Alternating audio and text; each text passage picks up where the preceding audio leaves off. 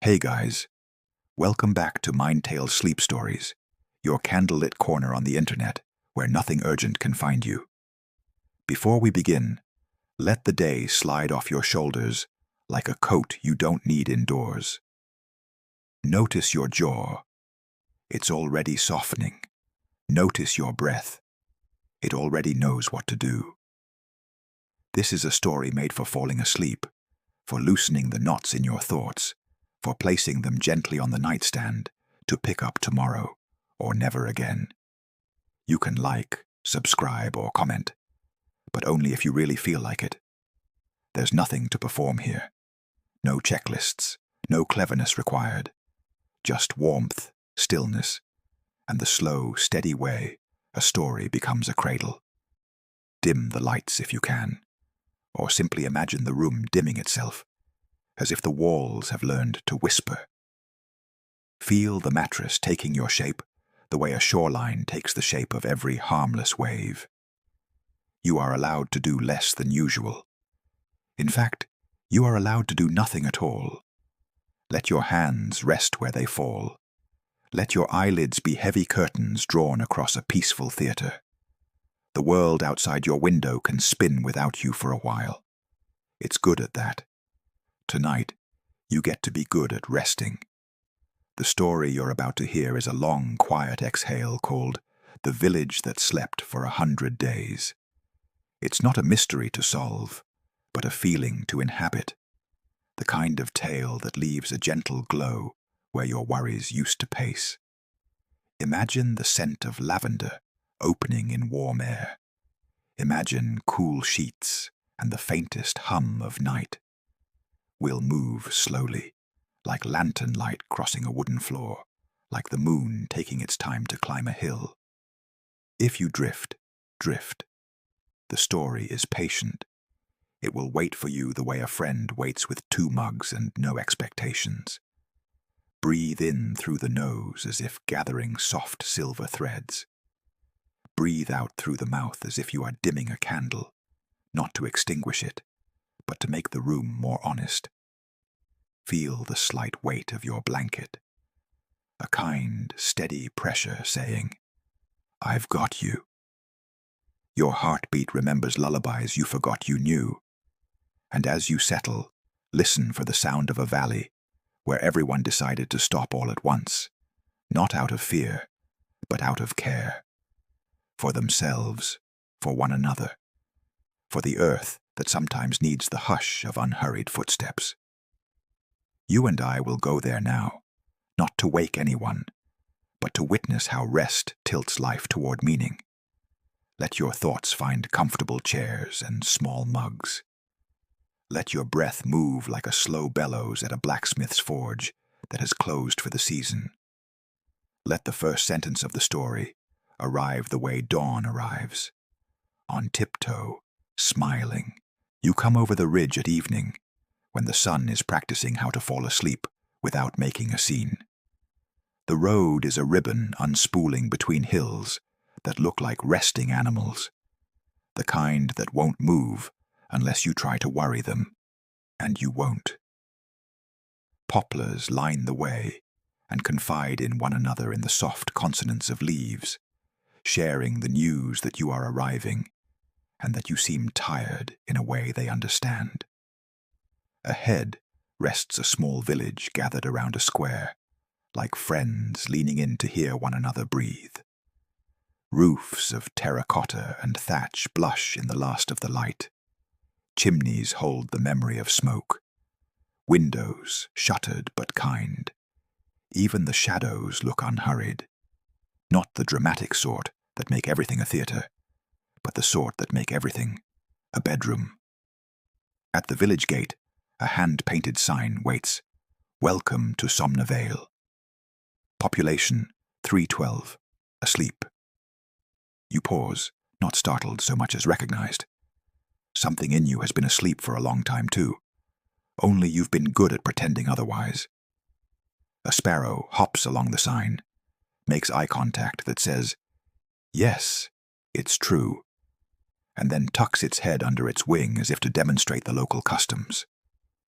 You walk forward, and your footsteps sound respectful without trying. The square is tidy in the way of places that like themselves. A bicycle leans against a lamppost with daisies still in its basket, petals folded, the way a child folds hands for grace. A red wagon stands mid-journey, a pebble lodged under one wheel like a punctuation mark. You feel that if you whispered, "Hello," the air would nod but not speak, because silence is working night shift here and deserves good conditions. Inside the Dreamer's Rest, the village inn, you find the coolness of old wood and the cinnamon memory of baked things. A woman behind the counter sleeps with her head on her arms, a smile paused like a half-finished stitch. Beside her sits a teacup, wearing a thin ring of quiet. You say, "Excuse me?" The kind of excuse me that's more apology than request.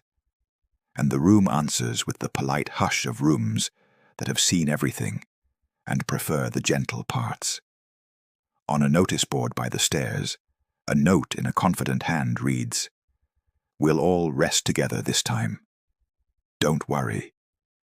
Mayor Elara." The letters look like they were written by someone who knows how to stand up and also how to sit down. You notice the clocks have opinions here. One beside the hearth shows 10 past something, forever. Another on the far wall has both hands pointing down, like a person shrugging and laughing. Oddly, this doesn't feel eerie. It feels like choreography. The whole village keeping time with the simplest measure. In, out, in, out.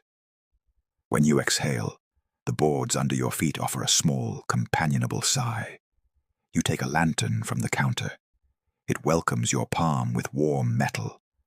You feel like you've been admitted into a library where all the books are about sleeping, some with recipes, some with maps, some with the soft biographies of people who finally did less. The stairs are friendly. They don't creak so much as reminisce. At the landing, a hallway receives you with golden patience. Each door bears a name in careful script. Mira and Tomas, the Weaver twins, Mr. Barnaby, retired, but still excellent at stories. You open the first door just enough to gather a scene, and then you let it settle. The way you might lift a blanket corner to admire a sleeping cat, and then place it back down with reverence. A couple lies hand in hand, faces softened by the unapologetic honesty of sleep. The room smells faintly of orange peel and laundry dried in sun. On the nightstand, a book flips itself open in a draft you can't feel. It's a travel guide with bookmark ribbons to places they never had time to go. Their breathing measures out a coastline inside the room, tide in, tide out. Every rise a promise, every fall a kept one. Next door, an elderly man sleeps with a photo in his palm, a younger woman holding a basket of apples and a grin big enough to make the camera shy.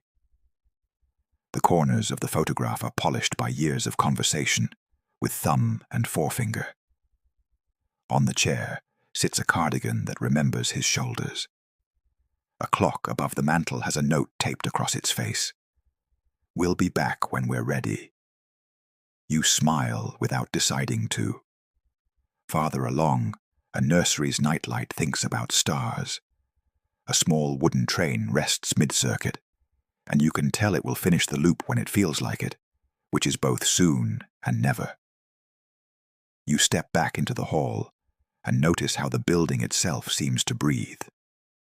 In the very quiet, the lantern makes a circle that asks nothing from the dark except honesty. If dreams are the way our lives rehearse tenderness, then this village has given itself the longest rehearsal in history. You think of your own calendar, a busy skyline of boxes and arrows, and how none of it remembers to ask how your shoulders are doing or whether your voice has been thirsty. Here, the question is different. How gently can a day be held? The answer echoes from room to room, like this. You close your eyes for a moment and listen. There is a sound beneath silence, a hum like a large animal sleeping a few rooms away. The valley itself is on some long restorative cycle. You feel your breath trying to match it, like two strangers walking in step after a block or two. You don't force it. You don't need to. You simply follow the pace set by doorways that will not be hurried, and by floorboards that approve of patience. Back downstairs, the common room of the inn is set as if for an evening that arrived and, finding everyone asleep, decided to be gracious about it. Plates wait with the dignity of people who can handle a delay. A pie missing one polite slice keeps the secret of who it was for. On the mantel rests a small brass key labeled Bell Tower. Only if needed. You don't take it. The village has already told you. There is nothing needed. Outside, twilight has become the kind of blue that remembers oceans in places far from the sea.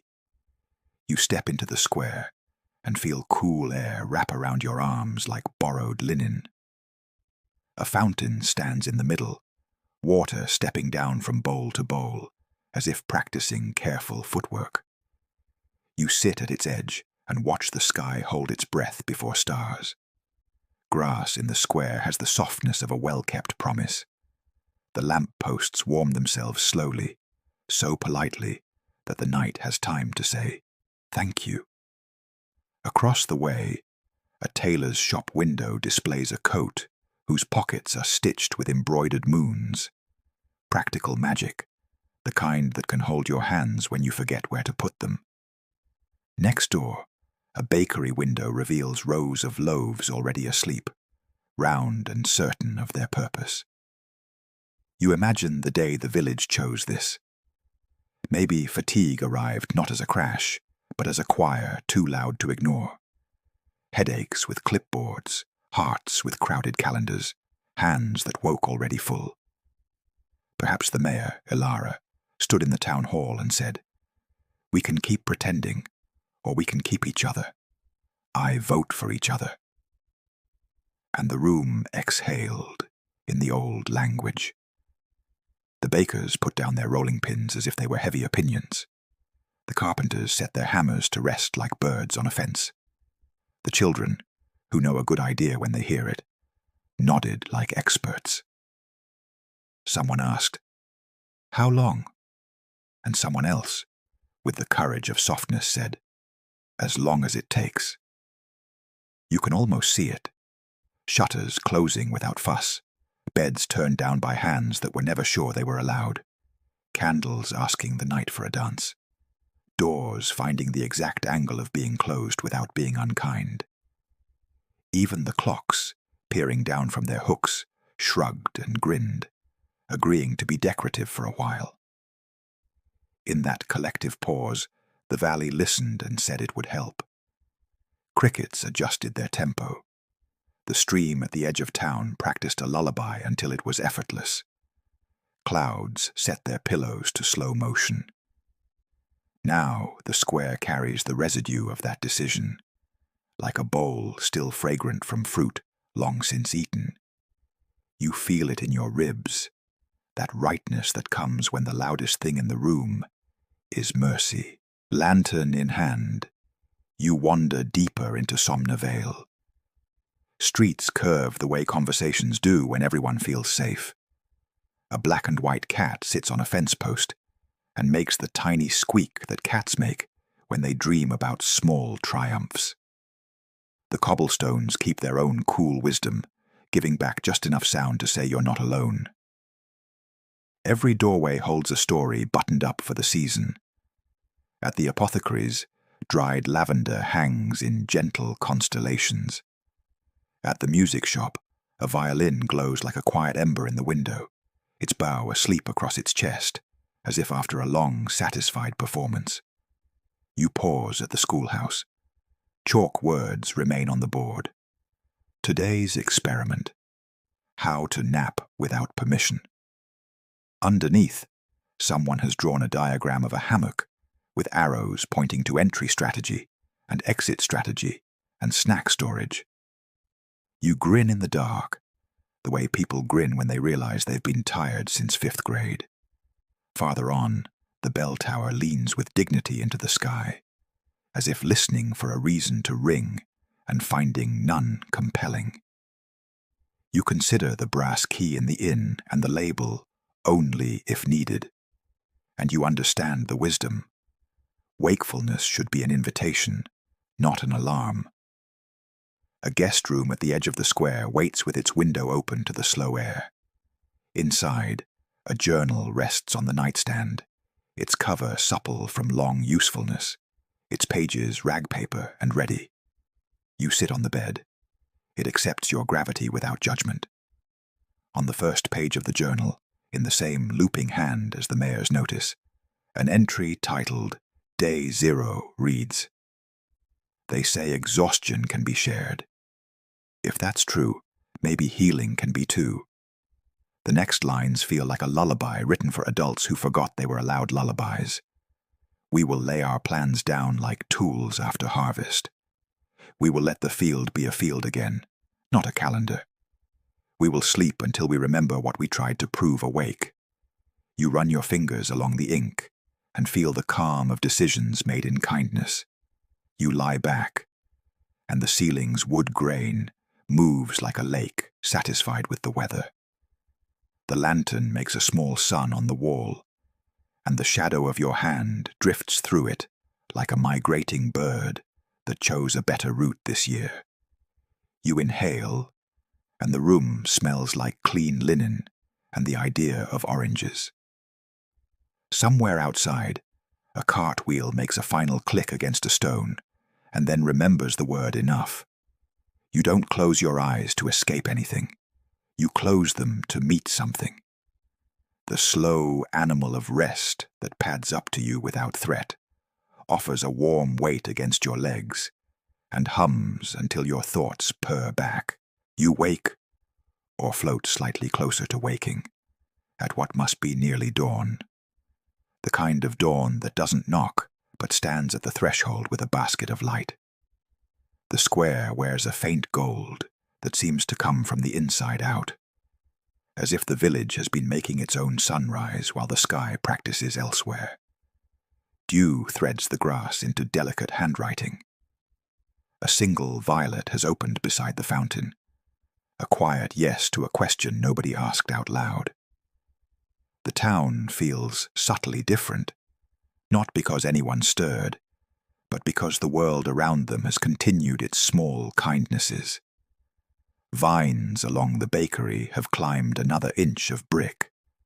The tailor's coat has gathered a thin constellation of dust motes that look like applause.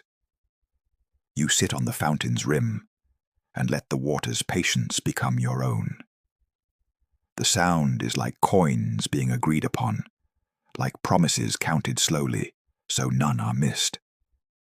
Your breath organizes itself into a rhythm that belongs here. Not an imported tempo from crowded trains or crowded inboxes, but something native to streams and laundry lines. You notice the way cool air passes over your face and then warms as it drifts down your throat. Notice the way your shoulders settle without instruction. Notice the small, comic relief of realizing you don't need to optimize your posture to be loved by a bench. The lamppost nearest you shuts itself off with a soft click that feels like a friend excusing themselves tactfully. A cart nearby holds a stack of envelopes addressed but unmailed. You leaf through them without reading more than salutations. Dear me. Dear tomorrow. Dear person I keep meaning to become. Each sealed with a simple wax stamp of a sleeping moon. You place them back exactly as you found them, honored to know these letters exist, even if they never travel farther than this square. Maybe Somnavale has become a post office for wishes that work better in dreams. Perhaps when the 100th day ends, some letters will be opened and some will not, and both choices will be correct. The sky grows brighter like a secret told to the right person. Birds consider warm-up notes, decide there is no deadline, and start anyway. The bell tower does not ring. It doesn't need to. Morning has arrived not as a call to action, but as proof of continuity. You wrap your arms around yourself because it feels good, not because you are cold, and you understand something so simple you almost miss it. Rest does not make life stop. It teaches life how to continue gently.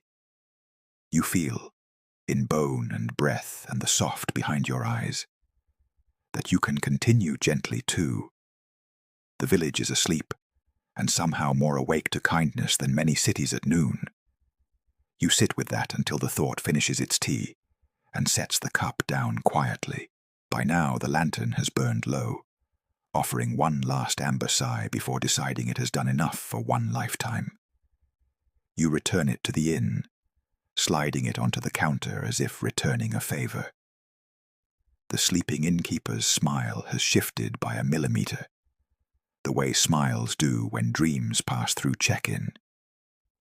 You leave a note that says only, "Thank you," because gratitude is a complete sentence. Stepping back onto the square, you find a bench beneath an elm, whose leaves have mastered the art of staying and swaying at once. You sit, and the bench remembers 1,000 stories and makes room for yours without commentary. If you listen closely, you can hear the different dialects of quiet. The stone's quiet, which is old and likes jokes. The water's quiet, which is patient and likes round things. The wood's quiet, which is slightly musical and likes hands. Your body translates these without effort. You think of the 100 days, of the way a number can feel both specific and generous. Day 1 is loud with novelty. Day 10 learns the names of rooms. Day 30 puts less sugar in its tea. Day 50 picks a favorite sweater. Day 73 stops apologizing. Day 100 wakes like a tide, not a trumpet. You close your eyes and picture the dreams of Somnavale rolling like weather over the hills. Not storms, but long, warm fronts of images and feelings. The baker finally tasting bread without mentally dividing yeast. The mayor sitting on the floor of her childhood home, counting dust motes like sheep. The retired storyteller on a boat he never had time to build, rowing toward a lighthouse that keeps alight only when needed and otherwise naps. In these dreams, people meet the versions of themselves who never learned to hurry. They compare notes and trade recipes for joy. They add a pinch of rest to everything. When you open your eyes, the morning has put a hand on your shoulder and squeezed. You consider leaving the square to explore the stream, the orchard, the path that leads to a hill rumored to be excellent for thinking.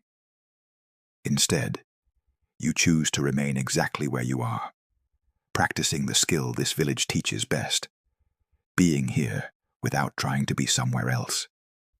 The bench approves, a breeze approves. Your own spine, relieved of plans, offers a tiny thank you as a pop you can feel, but not here. Somnavale continues to sleep, and you continue to learn by example. The lesson is not complicated.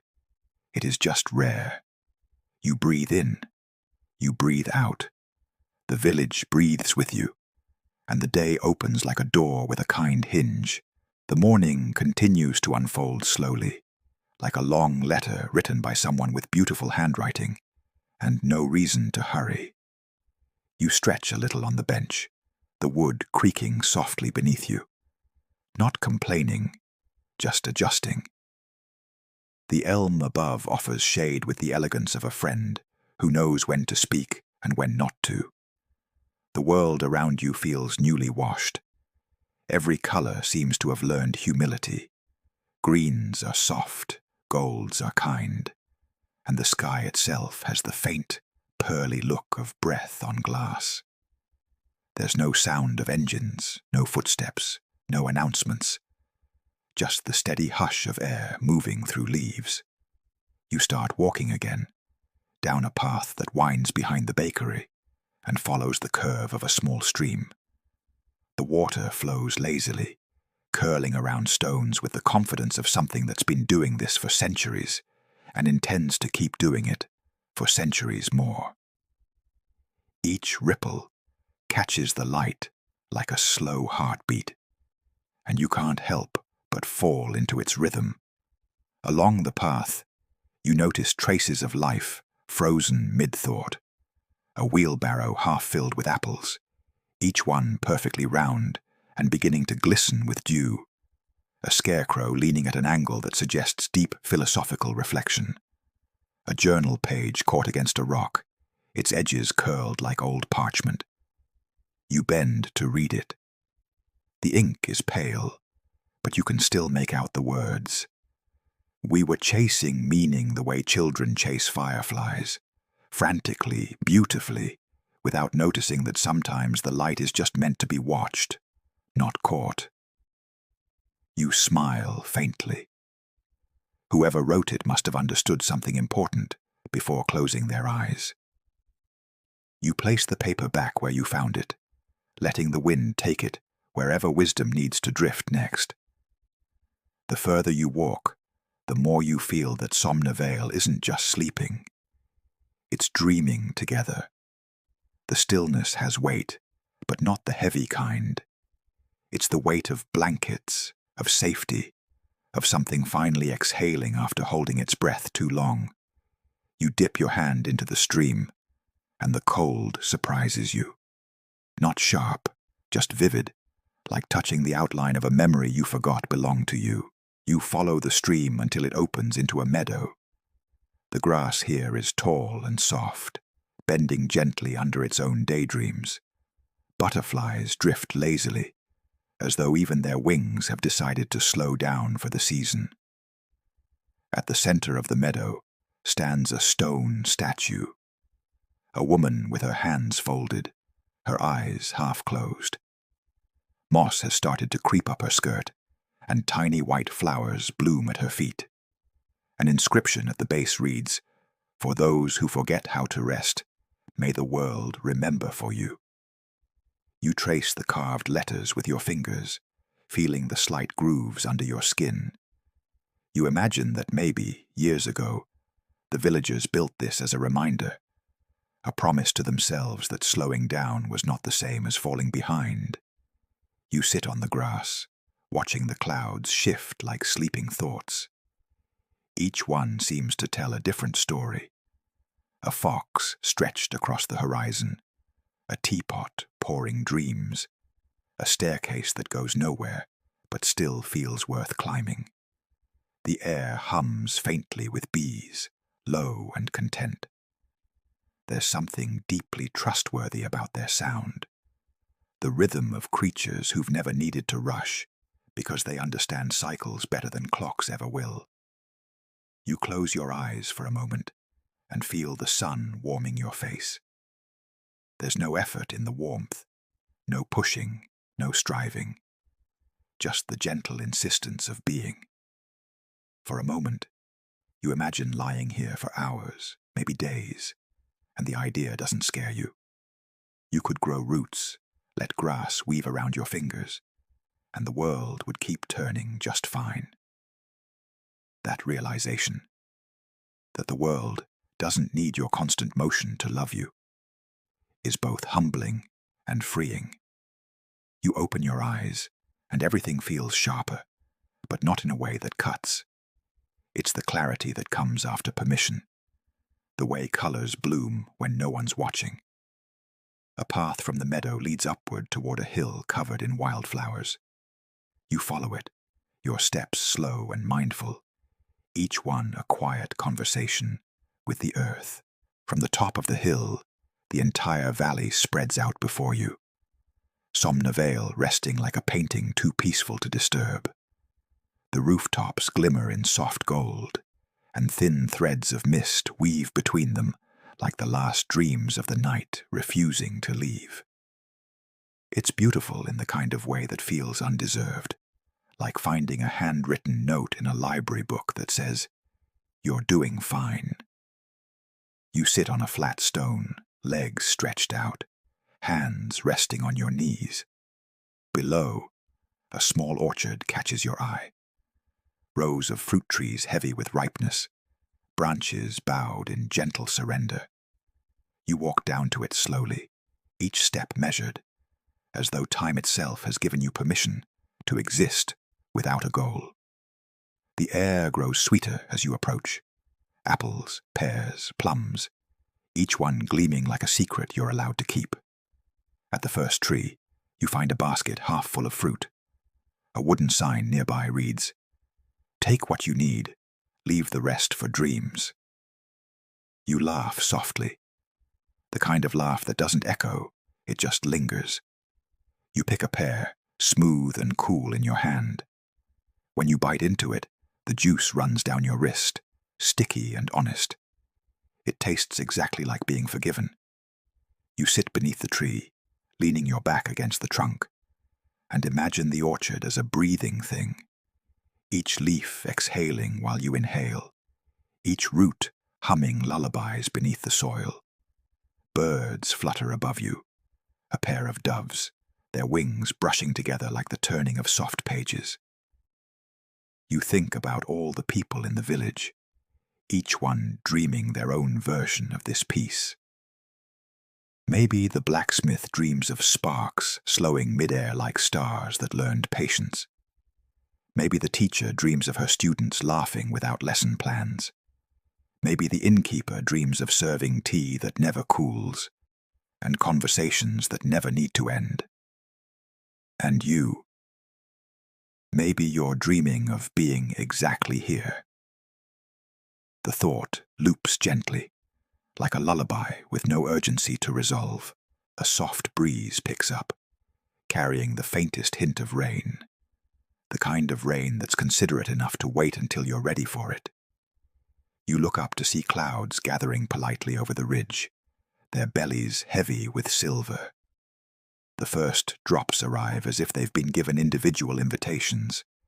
You stay where you are, feeling each one land on your skin, tiny, cool reminders that you're still part of the story.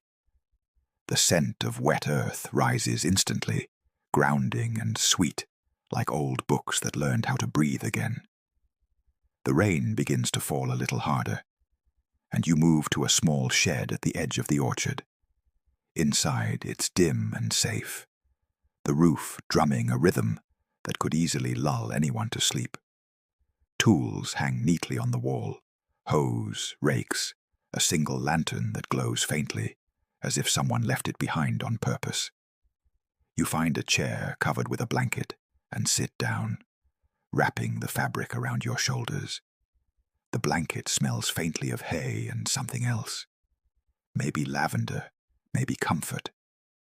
Through the open door, you watch the rain sweep across the meadow, blurring the edges of everything, until the world looks like a watercolor painting, still deciding what it wants to be. You can't help but think that maybe this is what rest does. It softens outlines, gives life permission to be imprecise. The rhythmic tapping of rain becomes a heartbeat, steady and ancient. You think about how everything in nature seems to understand cycles, the ebb and flow, the waking and sleeping, yet humans often forget. Maybe that's why this village had to remind the world by example. Sometimes the most radical act is to stop. The rain eases after a while, as all honest things do. You step outside again, the air newly washed, the grass jeweled with droplets. The sun peeks through the clouds, and for a moment, it feels like someone's whispering, "Thank you," just for noticing. You follow the stream again, which now glimmers like liquid glass in the post-rain light. It leads you to a stone bridge arched gracefully over the water.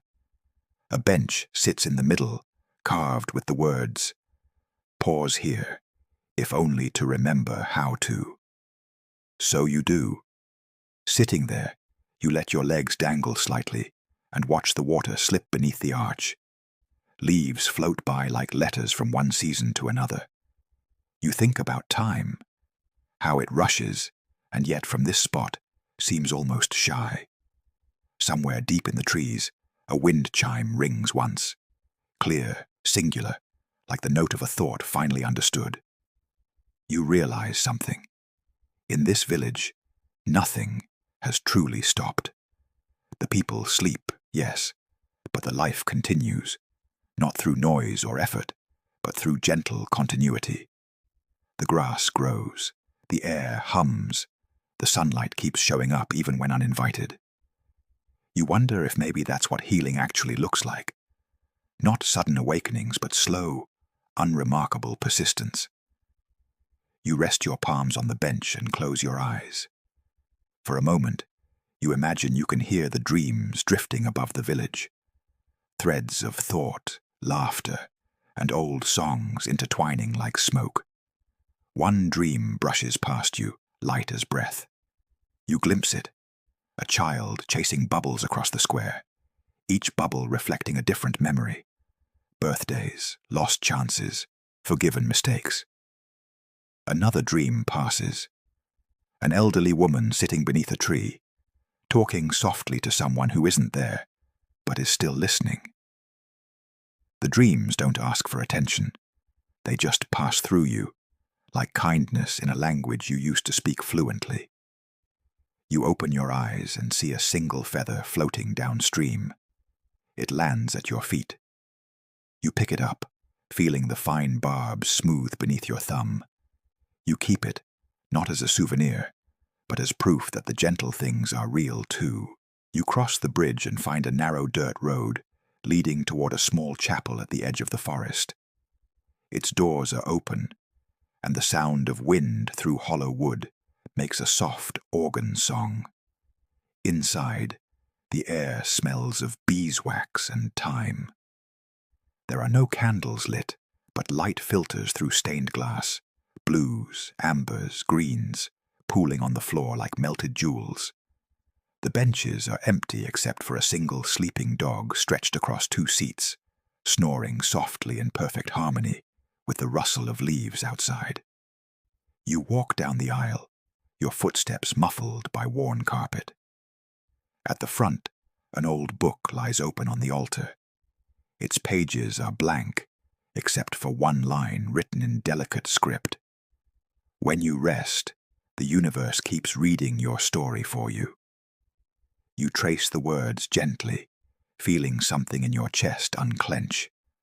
That stubborn knot of responsibility that always whispers you should be doing more. You sit down in the front pew, folding your hands not in prayer, but in quiet surrender. The stillness inside the chapel feels sacred, but not religious. It's the holiness of enough. Enough done, enough tried, enough for today. A breeze slips through the door and turns a few pages in the book. The blank paper shines faintly in the sunlight, as if to say, there's still room for softness. You close your eyes and listen, not for a message, but for the absence of one. It's strangely comforting to be somewhere that doesn't demand meaning, just presence, just breath.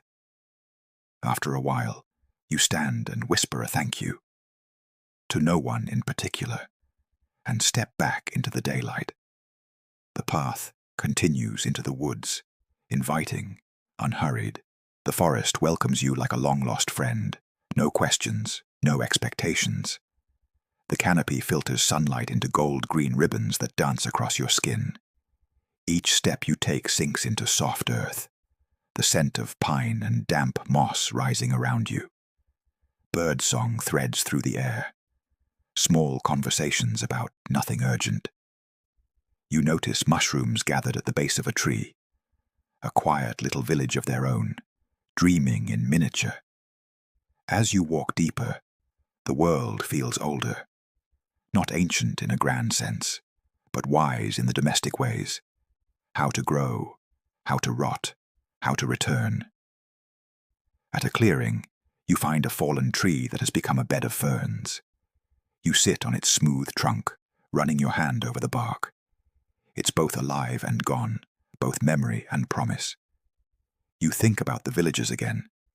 Perhaps this was their lesson to the world, that rest doesn't erase you, it transforms you.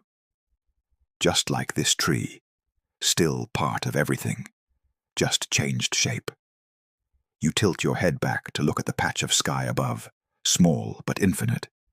The breeze brushes your cheek, smelling faintly of cedar and rain. You close your eyes and let it pass through you. When you open them again, you see a fox standing at the edge of the clearing. Its fur glows softly in the dappled light, and its eyes hold that familiar mix of curiosity and calm. It doesn't move closer, but it doesn't run away either. For a long moment, you simply look at each other. You follow the fox's trail for a while, though it soon disappears into the soft undergrowth. The forest seems to close behind it, not in rejection but in privacy, as if to say, this part isn't for you to see. That's fine. You're not here to chase. You're here to listen. A faint path winds ahead, marked only by intuition and the occasional patch of sunlight. You notice how every branch, every root, seems arranged with casual precision, a natural geometry that no human could design, yet every soul understands. A bird calls somewhere overhead, its song slow and measured, like someone practicing gratitude aloud. The forest floor is thick with last year's leaves, each one a delicate map of veins, tiny rivers of memory. You crouch and pick one up, holding it to the light. Through its lacework of gold and brown, you see the world filtered through something that used to be alive and still serves purpose. When you let it fall, it lands soundlessly. Everything here has learned the language of gentleness. Eventually, the path opens into another clearing, smaller and circular. In its center stands a single, perfectly still pond. Its surface is so smooth, it seems to hold its breath. You kneel beside it and peer down. Your reflection stares back, not as you look now, but as you remember being. Slightly younger, slightly more hurried, the version of yourself that kept lists and forgot to breathe between them. The face looks back with quiet curiosity, as though asking, "Are you finally resting?" You dip your fingers into the water. Ripples distort your reflection, bending it, softening it, until you're just light and motion, less a person, more a part of everything else. It's strangely comforting. Then you notice something shimmering beneath the surface, faint glints like coins or stars. You realize the pond is full of small offerings, trinkets, notes, pressed flowers, carved wooden hearts. Maybe the villagers left them as wishes before they fell asleep. Or maybe they belong to dreams themselves, tokens of what people release when they stop clutching so tightly. You whisper, almost without meaning to, "It's beautiful." The pond says nothing, but the breeze agrees. You rise and walk the perimeter of the pond, your footsteps muffled by moss. Halfway around, you find a narrow wooden bridge leading deeper into the forest. It looks weathered but strong, built long before you arrived, long before anyone decided to wake or sleep. You step onto it, and the boards creak softly under your weight, each one releasing a sigh of memory. Halfway across, you pause, drawn by a sound. Faint music, distant but unmistakable. A few notes, then a pause. A tune not performed but remembered. You follow the melody until you reach a small cabin nestled between two ancient oaks. Smoke curls lazily from the chimney, though you can't imagine who tends the fire. You knock on the door out of habit. No answer. Inside, the room glows with amber light.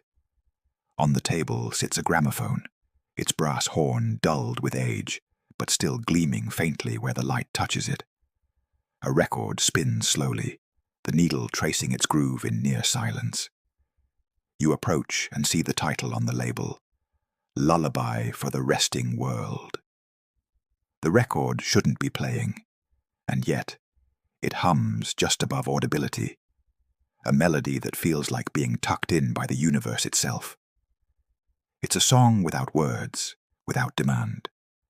On a nearby chair, A knitted blanket drapes over the armrest, and a book lies open face down, as if its reader simply drifted mid-sentence. You look closer. The book is full of dreams, written by hand. Each page begins with, "Last night, I." Some are detailed, some brief. "Last night, I built a staircase that went nowhere and felt no guilt. Last night, I met my younger self and told them it was okay to slow down.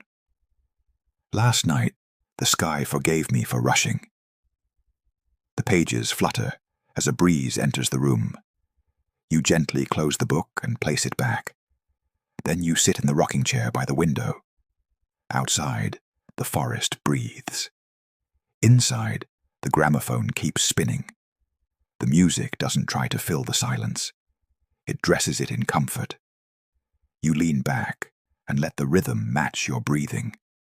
Before long, the edges of thought blur again. When you open your eyes, the light has shifted. It's softer now, dustier, as though the afternoon is resting too. You rise, stretch, and glance once more at the gramophone, which has stopped but still hums faintly, as if the air itself continues the melody. Stepping outside, the forest greets you with the smell of sunlight, filtered through cedar and rain-soaked earth. You walk until the trees begin to thin, revealing the valley again, Somna Vale in all its tranquil stillness. From this height, the rooftops resemble folded pages of an unfinished story. You can almost imagine the dreams hovering above them, invisible smoke weaving through chimneys. You take a winding trail that leads toward the northern edge of town. The path crosses through fields where wild mint grows, its scent rising with every step. You pluck a leaf and roll it between your fingers. The fragrance wakes something small and bright inside you. Ahead, you spot an old windmill, its blades still, its body leaning slightly as if caught in the act of sighing. A wooden door hangs ajar. You step inside. The interior smells of flour and wood smoke. Sacks of grain are neatly stacked, untouched. A ladder leads up to a small loft, where sunlight filters through broken boards. There's a desk under the window. On it, a stack of letters tied with twine and a quill that looks freshly used. You untie the bundle gently. Each letter is addressed to the next day. The handwriting is looping, deliberate. "Dear next day, we're taking a break from you. It's not personal. You've been wonderful, really. Ambitious, bright, relentless. But we need to rest before meeting you again. Don't worry, we'll catch up gently when we wake." The rest of the page is blank, as if the author fell asleep mid-thought.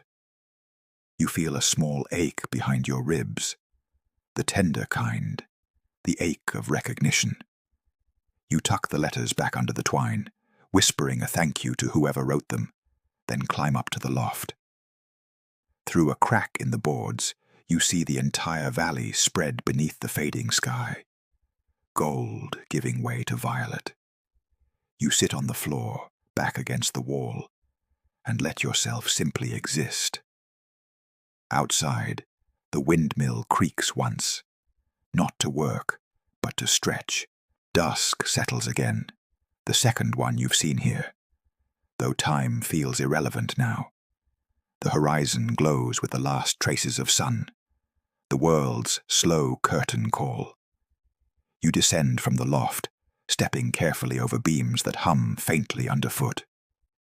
As you step outside, the first stars begin to appear. They're not bright or urgent. They seem to whisper among themselves. You follow a dirt path toward the outskirts, where the hills cradle a small lake. The air grows cooler, the sounds softer, the world winding down its own heartbeat. When you reach the shore, the lake mirrors the sky perfectly, like a doorway between stillness and reflection. You sit at the edge, dipping your toes into the water. It's cold enough to make you shiver slightly, but it feels clean, real, like the world reminding you that you still belong to it. The reflection of the stars ripples slightly around your feet. Each shimmer feels like a thought returning home. Somewhere far away, a bell chimes once, low, patient, kind. You look toward the village and see the faint glow of lanterns beginning to flicker to life again, one by one. It's strange. They shouldn't be lit, not if everyone's asleep. And yet, each window seems to exhale a soft pulse of light, as if dreams have decided to share their illumination with the waking world. You realize then that maybe these lights aren't from candles or lamps, but from the villagers themselves, their dreams shining faintly through the walls, the way fireflies blink through tall grass. The thought makes you smile, even as the night deepens. You lie back on the shore, hands behind your head, watching the stars settle into their patterns. There's no grand revelation, no sudden wisdom, just peace, the kind that hums quietly inside the bones. And maybe that's the point. You wake to moonlight. Or maybe you never slept, just drifted in and out, carried by the gentle rhythm of the lake. The moon hangs high and round, bright enough to turn the water to quicksilver. The world feels softer under its light. Even your thoughts seem to whisper instead of speak. You walk along the edge of the lake, noticing how every step sends small ripples outward.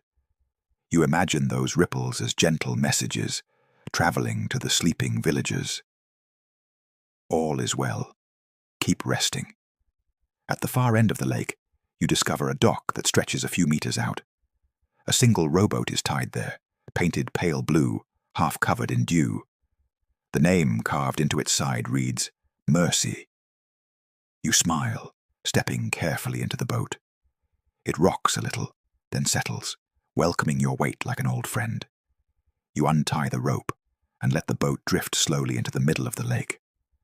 There's no paddle, but the wind is kind. It moves you gently, deliberately, as if aware you're fragile and half-dreaming. The moon reflects perfectly on the water, a silver path stretching ahead. You lie back and let the boat carry you, eyes half open, mind completely unclenched. Above you, a constellation seems to shimmer in recognition. You trace its outline and realize it looks like a sleeping figure, arms folded, face serene. You whisper to the sky, "Good night," and it seems to nod. Time becomes meaningless again. The water murmurs, the boat rocks, the stars breathe in rhythm with you. And for the first time in a long while, you feel not the pressure to move, but the permission to float. Eventually, the boat drifts back toward the opposite shore, as if the lake has decided that you've rested enough for tonight. It nudges gently against the reeds, the sound like a mother's hush. You step out carefully, your shoes sinking slightly into damp earth. A path of lanterns has appeared, lining the way back toward the village. You don't remember them being there before. But then again, things here seem to appear only when you're ready to see them. You follow the lights through the dark, each one pulsing softly like a heartbeat. Fireflies weave between them, joining in the procession. The air grows warmer the closer you get to Somnavale. It smells like baking bread again, though you know no one's awake to make it. Maybe dreams cook too. As you enter the square, the same fountain still murmurs, its water silver under the moonlight. The flowers you noticed earlier have multiplied. Now there's a ring of them, opening their petals as if to welcome you back. You sit on the edge of the fountain and dip your fingers in. The water feels exactly as it did before, cool, clear, kind. You look around, half expecting someone to be awake now, but no. The village remains perfectly at peace, every window glowing softly from within. You realize these lights are not invitations, but affirmations. Everything that needs to rest is resting. You lean back, eyes closing, letting the steady trickle of the fountain lull you further. And though you're not asleep yet, you feel part of the same quiet pulse, a shared rhythm of breath, dream, and stillness. Above, the moon continues to pour its light gently over the rooftops, and the night folds around you like a page finding its final word. The night in Somnavale has its own kind of music. You hear it as you lean against the fountain, soft rhythms made from things too quiet to notice in the day. The brush of breeze on ivy, the low vibration of water slipping over stone, the faint metallic hum of stars learning how to cool. Each sound folds into the next, until silence itself becomes melodic. You rise and wander toward the town hall at the far end of the square. The doors stand open, wide enough for moonlight to enter but not disturb. Inside, rows of wooden benches hold villagers asleep in clusters, heads resting on shoulders, fingers loosely intertwined. Even in slumber, they seem communal, like seeds packed close for warmth. On the podium lies an open journal. Its pages shimmer faintly, reflecting the glow from the stained glass windows. You approach slowly, reading the most recent entry, written in the same careful hand as the mayor's earlier notes. Tonight, we agreed, when the world forgets gentleness, we will remember it by sleeping. When we wake, may we bring back the art of quiet courage. The words hum inside you, a chord you didn't know you were tuned to. You close the journal and look around the hall. Someone's shawl has slipped to the floor. You lift it and place it gently over their shoulders. It's an automatic kindness, one that feels like breathing. At the far end, an enormous clock dominates the wall. Its pendulum has stopped midway, a golden tongue frozen in a syllable. You half expect it to resume once you leave, as if politeness has boundaries even for time. When you step outside again, the air tastes faintly of rosemary and distant rain. Somewhere, an owl blinks from a steeple, its gaze both curious and forgiving. You feel the strange companionship of being the only wakeful one in a place that chose otherwise, like standing watch, not out of duty but affection. You walk along the cobblestone streets, letting the rhythm of your steps replace thought. Each house passes like a heartbeat, steady, calm, familiar, even though you've never been here before. At one window, a violin rests on a chair, bow poised above strings, as if mid-song, mid-dream. At another, a paintbrush leans in a jar of water turned opaque by rest. You find yourself thinking about what might happen when they wake. Will they remember this century-long sigh? Will they speak softer? Or will life creep back in, clever and insistent, whispering you're late into the first sunrise? You hope not. The path bends toward a garden, enclosed by wrought iron fencing, twined with roses. A sign reads, Somnavale Botanical Conservatory, though half the letters have rusted away, leaving something that looks like poetry. Inside, moonlight pours through cracked glass panels, making the plants glow from within. They've flourished wildly without gardeners, ferns spilling over walkways, orchids clinging to rafters, vines tracing slow cursive along the ceiling. You run your hand along a leaf the size of your palm. It's cool, damp, alive. Rest, it seems, didn't stop growth. It redirected it. Perhaps that's true for people too.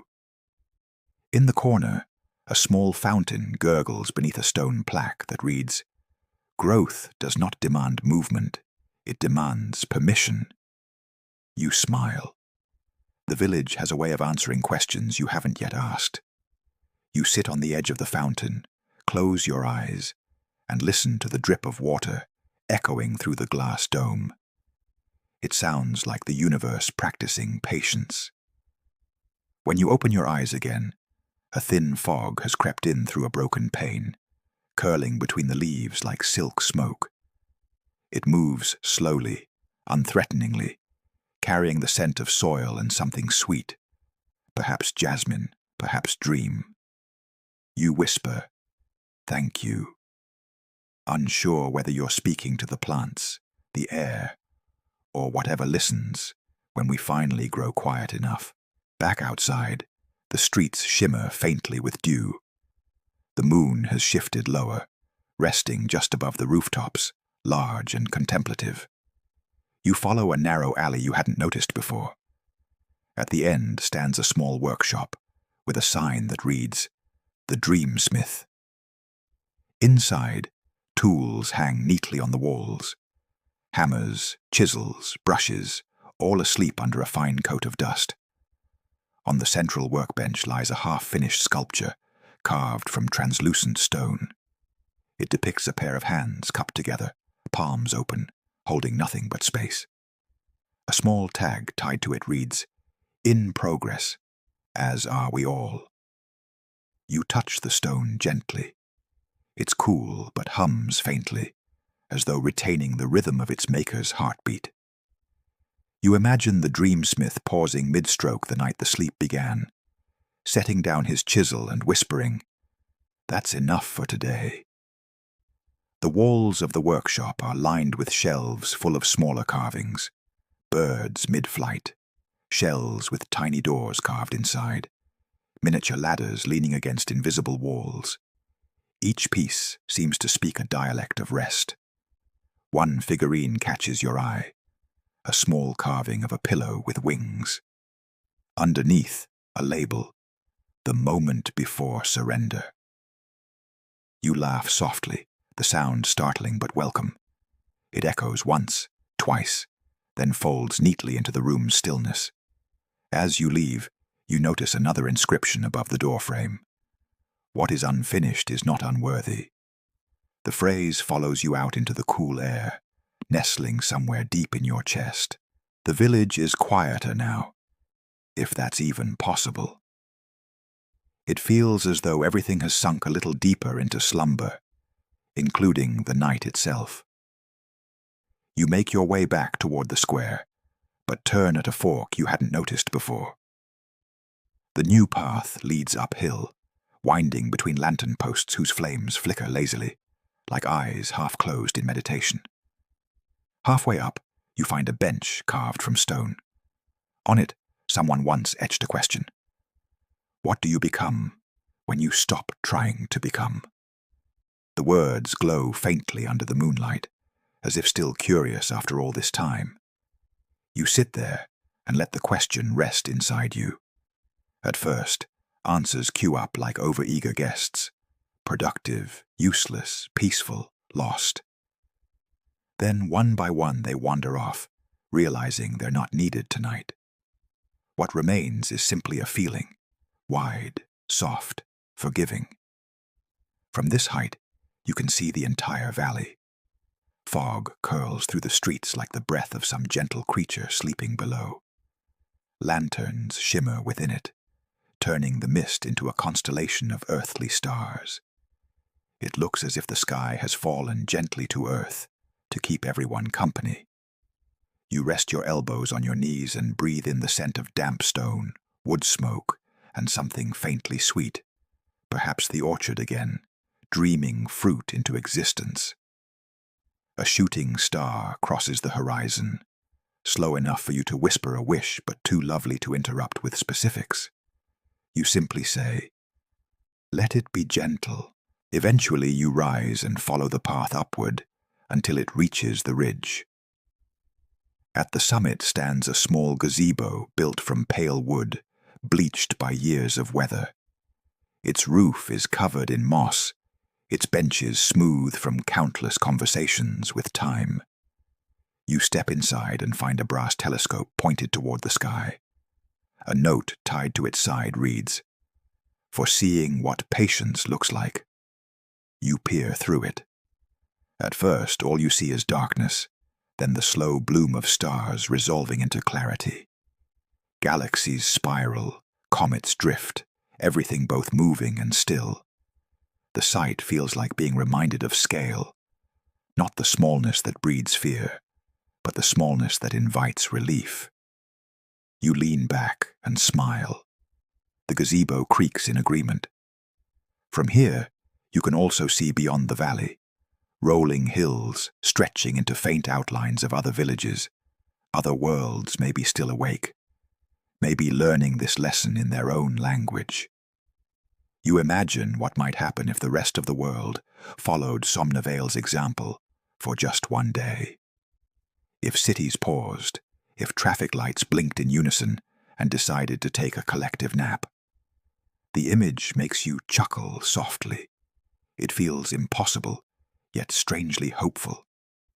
A moth flutters past your face, attracted by the lantern glow.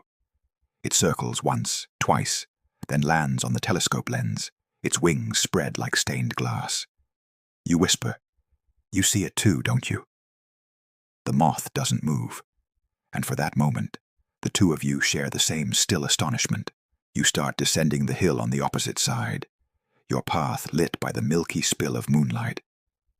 Halfway down, you spot something glinting between the roots of an old tree. A pocket watch, half buried in soil. You brush it off. It's beautifully made, the casing engraved with tiny stars. When you open it, the hands point nowhere. Instead, inside the glass you see faint reflections. Moments rather than minutes. Laughter, rain, an old friend's voice. The feeling of lying in sunlight after a long winter. The watch hums softly, like a seashell remembering the ocean. You slip it into your pocket.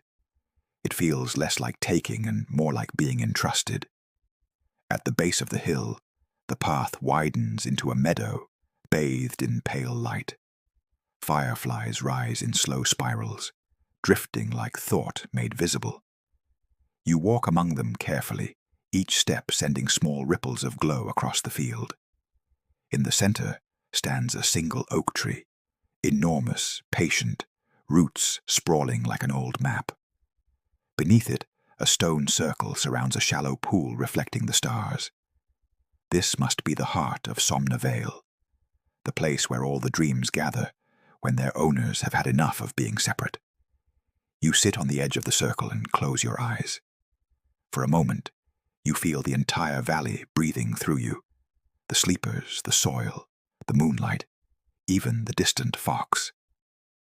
All of it part of the same slow rhythm.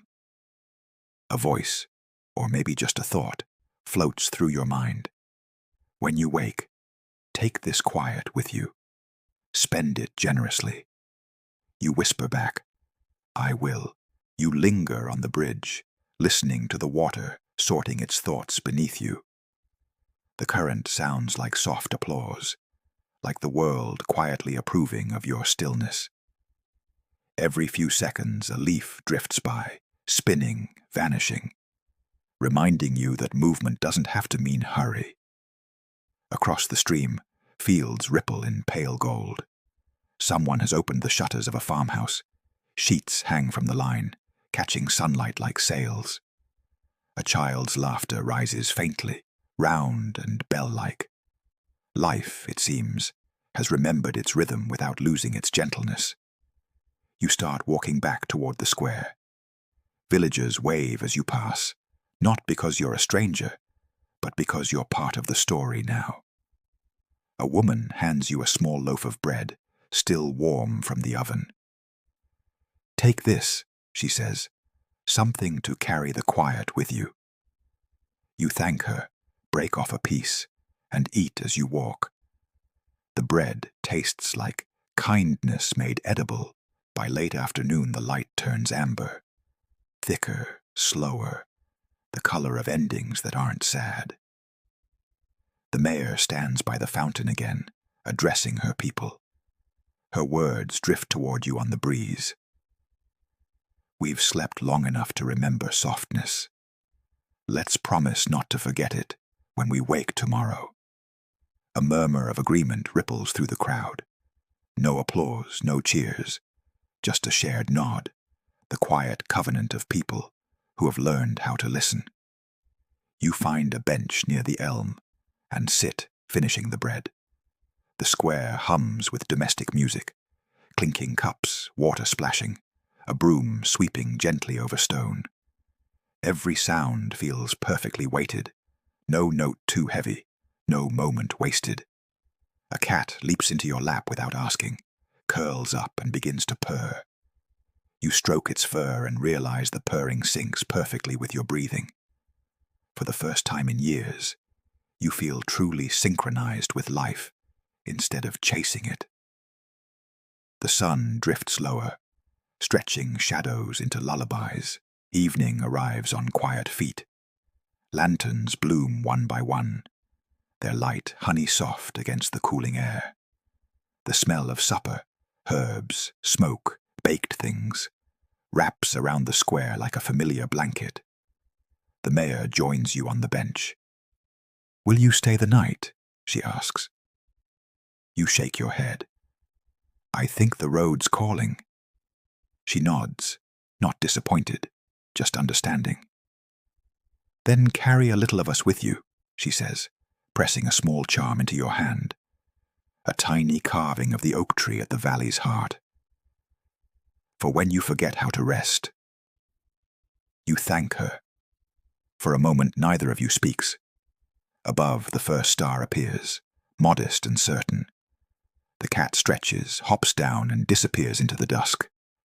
You rise, sling your bag over your shoulder, and glance back at Somnavale. The village glows like a hearth at the end of a long corridor of night. You whisper, "Sleep well," though you know it already is. The road out of the valley is gentle, as if it too doesn't want to wake you fully. Fireflies guide the way, slow punctuation in the dark. Behind you, the last notes of laughter fade into cricket song. You pause at the ridge to look back one final time. From here, the rooftops shimmer under the moon, each one a small prayer answered in light. You realize you're not leaving the peace behind. It's already tucked somewhere under your ribs, humming quietly. You breathe deeply, the kind of breath that rewrites posture and plans. Each inhale tastes of lavender and bread. Each exhale carries a promise to return, even if only in memory. When you turn toward the horizon, the night accepts you without question. The path unfolds beneath your feet, like a page turning itself. Somewhere ahead lies the rest of the world, louder, faster, but maybe a little softer now that you've learned how to listen between its beats. The stars wheel above you, vast and unbothered. You think about the villagers, already dreaming again, though this time their dreams are lighter. You think about your own life, waiting quietly for you to return. And you think about rest, not as the opposite of living, but as the practice that makes living possible. The road levels out. In the distance, dawn teases the horizon, a thin silver line, the world's gentle reset. You smile. The 100 days are over, but the lesson keeps breathing. You whisper into the early wind, "May every weary heart find its valley. May every restless soul remember how to sleep." And with that, you keep walking, not away, but onward, carrying Somnavale inside you, like a secret lamp. Thank you for listening to Mindtales Sleep Stories. If you enjoyed The Village That Slept for 100 Days, please consider giving it a subscribing and sharing it with someone who needs a peaceful night. May your dreams be kind. May your rest be long. Good night.